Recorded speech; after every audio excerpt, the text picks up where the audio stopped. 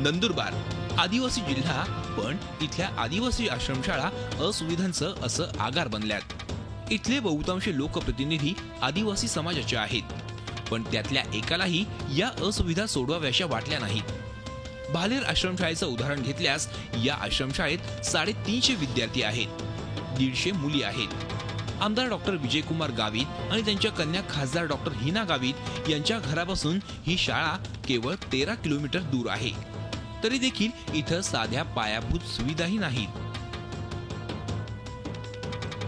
विद्यार्थ्यांना शौचालयासाठी बाहेर जावं लागतं, स्नानासाठी न्हाणीघर नाही, पिण्याच्या पाण्याचीही बोंबाबोंब। विजेचा लपंडाव तर जीवघेणाच ठरतोय। आम्हाला इमारत नाही आहे, नंतर वीज नसून आम्हाला पाणी पण नाही मिळत। आम्ही संडास बाथरूमला बाहेर उघड्यावर बसतो, म्हणून आम्हाला संडास बाथरूम बनवून द्या। आमच्या शाळेत लाईट नाही आहे, पाण्याचे प्रॉब्लेम आहे,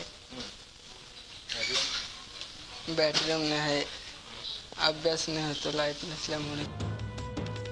भालेरची ही आश्रमशाळा गावापासून लांब आहे, त्यामुळे सुरक्षेचा प्रश्न ऐरणीवर आलाय। आश्रमशाळेत सोलर हीटर बसवण्यात आलाय, मात्र हे हीटर शोभेची वस्तू बनून पडलीय। वर्षानुवर्ष ते सुरू होण्याच्या प्रतीक्षेत आहे।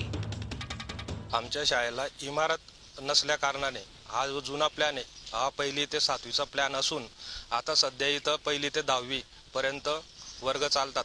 त्या कारणाने इथं मुलांना राहायची सोय होत नाही, इथं लाईटची सोय नाही। ही गावठाणची लाईट असल्यामुळे 12-12, 15-15 तास लोड शेडिंग असते।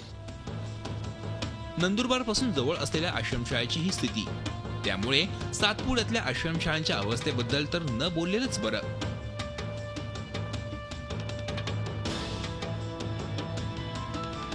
ही आश्रमशाळा पाहिली तर आदिवासी विद्यार्थ्यांच्या शिक्षणासाठी होणारा कोट्यावधींचा खर्च कुठं होतो असाच प्रश्न पडतो।